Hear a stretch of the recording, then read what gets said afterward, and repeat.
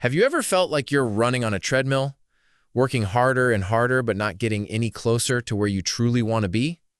Do you ever find yourself achieving incredible success in your career only to realize it has come at the cost of your personal and family life? Or maybe you've started a new diet for the 5th time this year, full of motivation, only to watch it fizzle out after a few weeks, leaving you to wonder why you can't seem to keep a simple promise to yourself.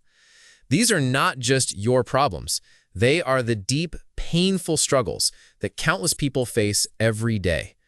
We live in a world of quick fixes and personality tricks, a world that tells us that success is about public image, clever techniques, and having a positive mental attitude.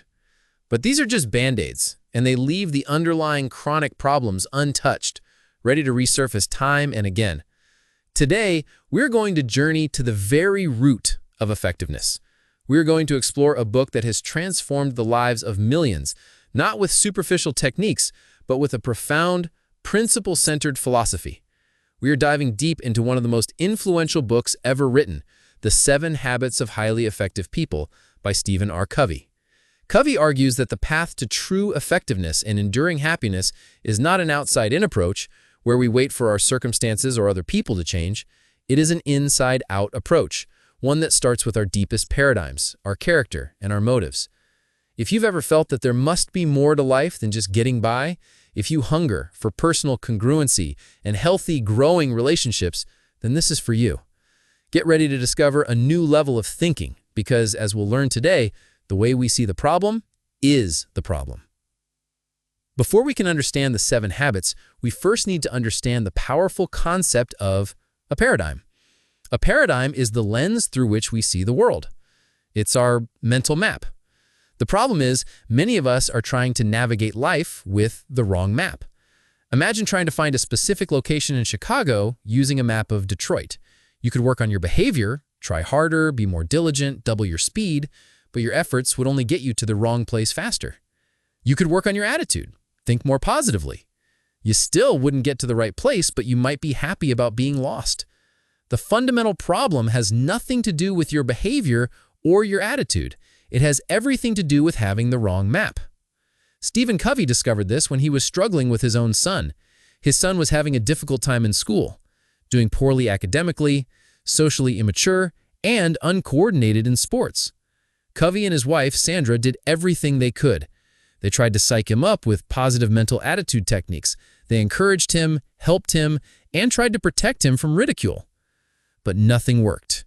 The more they tried to fix him from the outside, the more he seemed to withdraw. It was only when Covey began studying perception that he had an aha moment. He realized that the problem wasn't his son. The problem was the way he and his wife saw their son. Despite their positive words and actions, their deepest perception was that their son was inadequate, that he was somehow behind. And this perception was communicated more powerfully than anything they said or did. They were trying to fix their son's behavior without changing their own fundamental paradigm. They were trying to change the fruit without tending to the root. This led Covey to a deep study of over 200 years of success literature. He found a startling pattern. For the first 150 years, success was attributed to what he calls the character ethic. This ethic was based on foundational principles like integrity, humility, courage, justice, and patience. It taught that true success and enduring happiness could only be achieved by integrating these principles into one's basic character. But shortly after World War I, the view of success shifted to what Covey calls the personality ethic. Success became more a function of public image, attitudes, skills, and quick-fix techniques. It focused on things like positive mental attitude, communication skills, and influence strategies. While some of these things are useful, they are secondary, not primary. They are the tips of the iceberg, not the massive foundation underneath. The personality ethic is illusory and deceptive. If your character is fundamentally flawed, marked by duplicity and insincerity, then no amount of human relations technique will make you successful in the long run.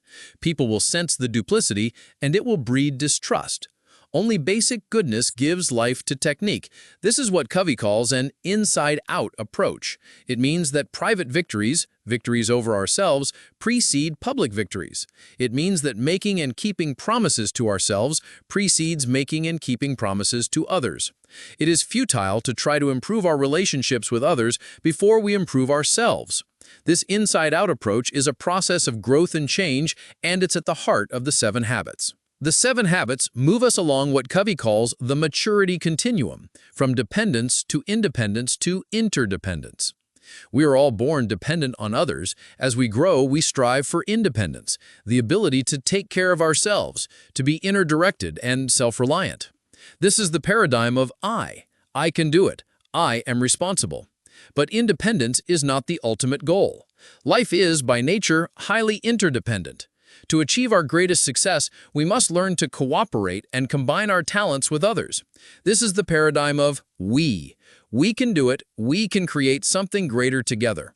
Interdependence is a choice only independent people can make. You can't be an effective team player if you don't first have mastery over yourself. This is why the first 3 habits focus on moving from dependence to independence. They are the private victories. Habit 1. Be proactive. This is the foundation of all the other habits.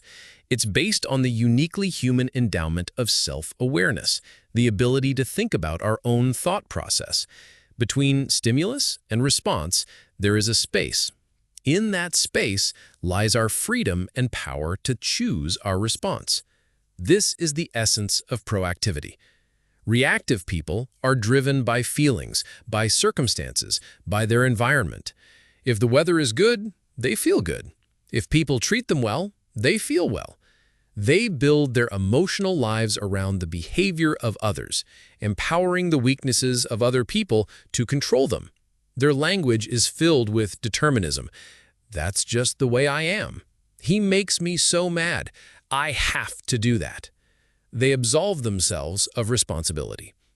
Proactive people, on the other hand, are driven by values, carefully thought about, selected, and internalized values. Their behavior is a product of their own conscious choice. They carry their own weather with them. They recognize that while they cannot control what happens to them, they can control their response. As Eleanor Roosevelt observed, no one can hurt you without your consent. It is our chosen response to what happens to us that hurts us far more than what happens to us in the first place. Taking initiative is a key part of being proactive. It doesn't mean being pushy or aggressive. It means recognizing our responsibility to make things happen. The difference between people who exercise initiative and those who don't is the difference between night and day. If you wait to be acted upon, you will be acted upon.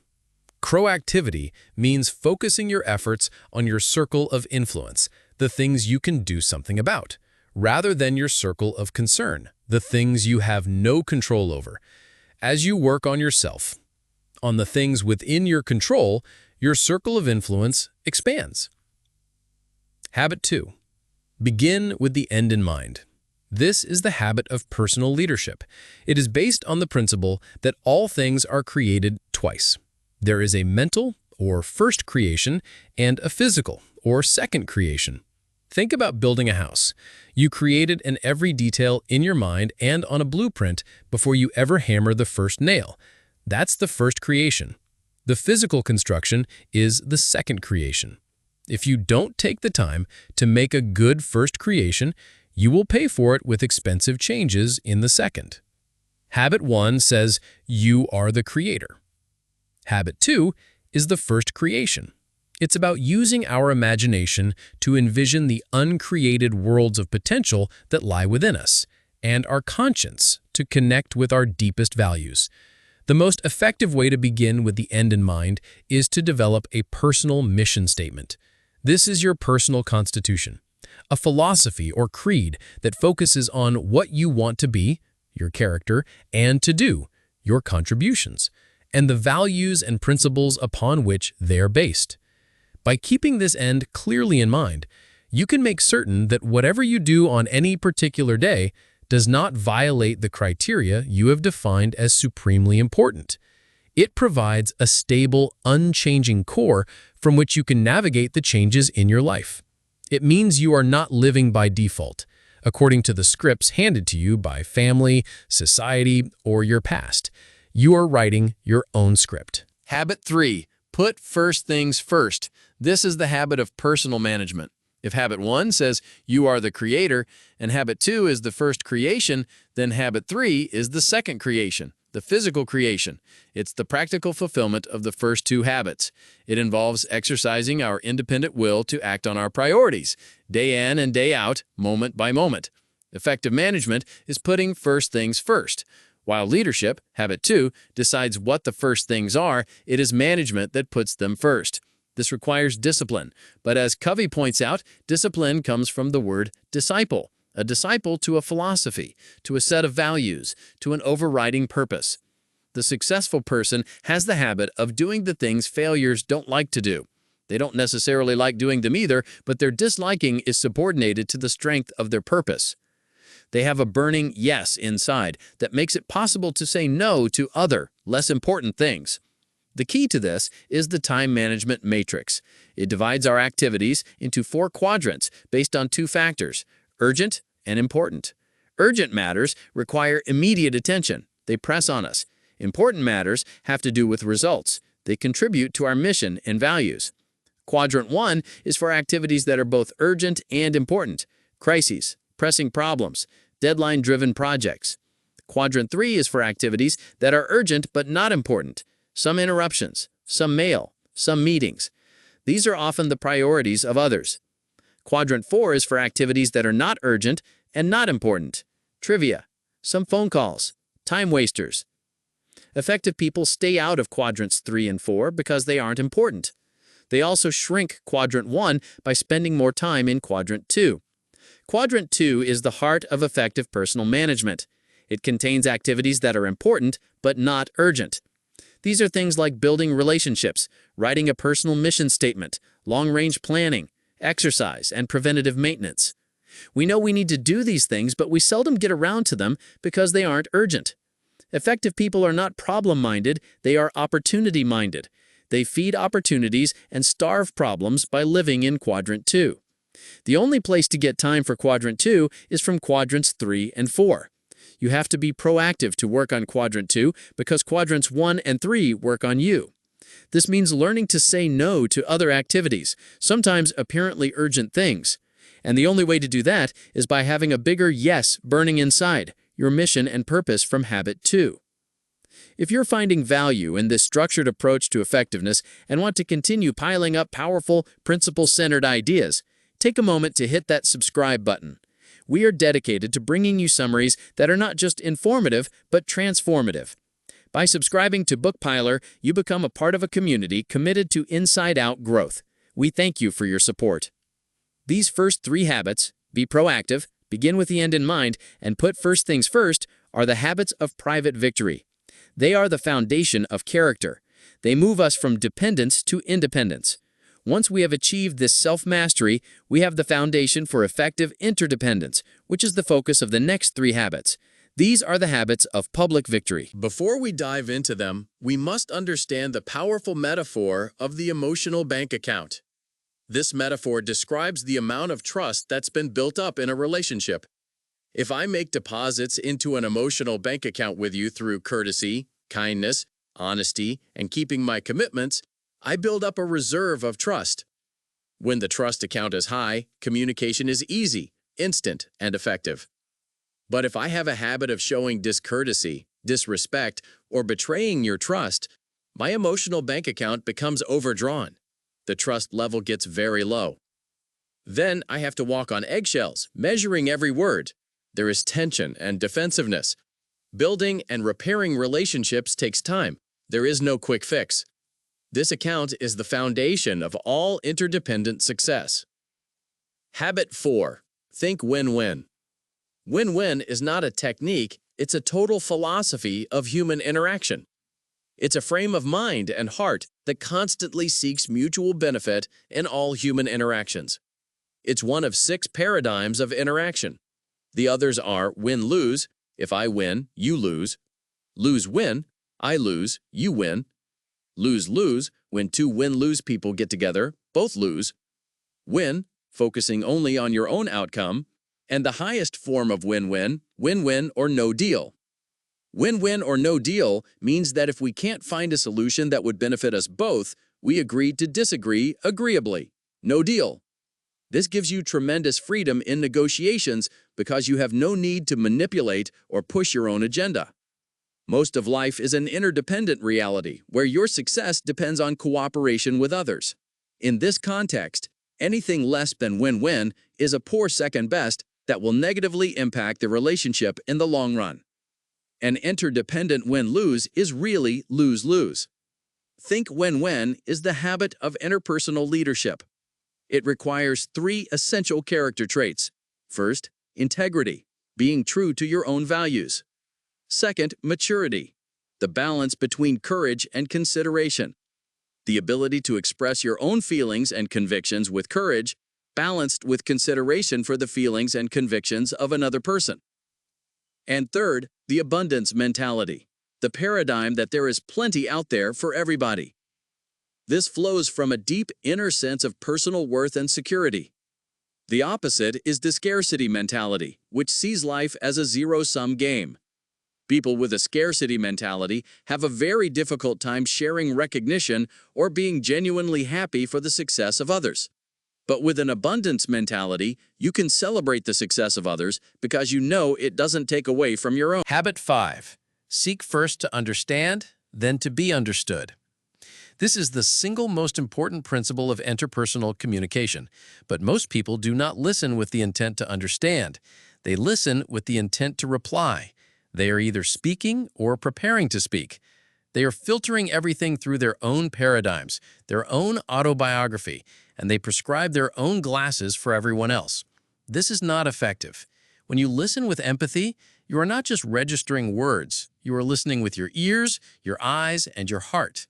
You are listening for feeling, for meaning. You are trying to get inside another person's frame of reference, to see the world the way they see it. This is not sympathy, which is a form of agreement.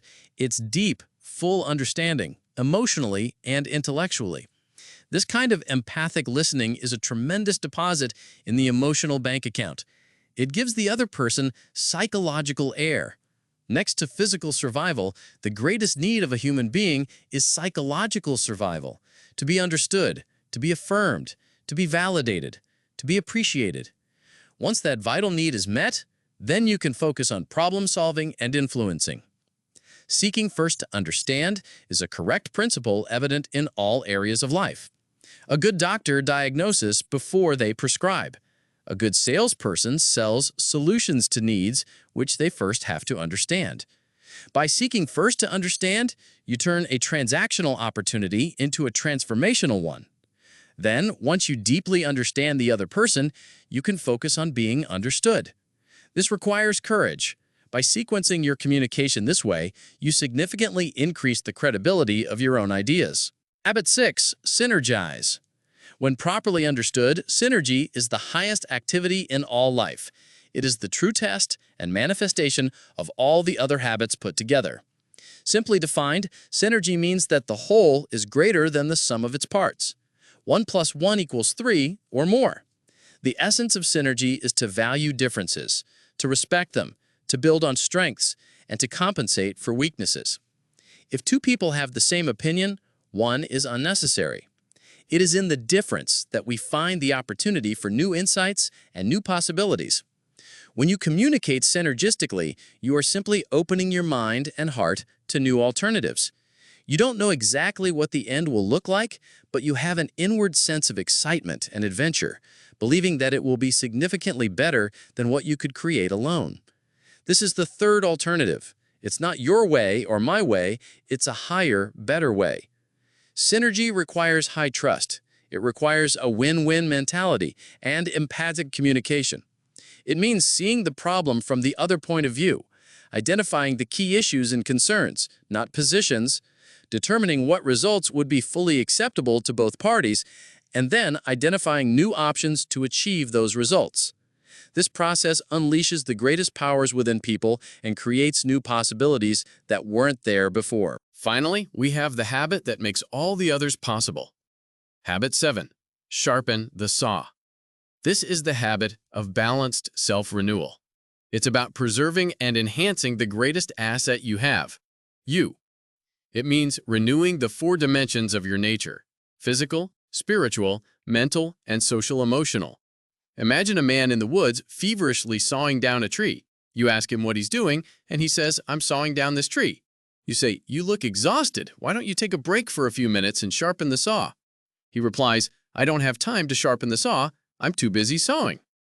This is the folly of working without renewing.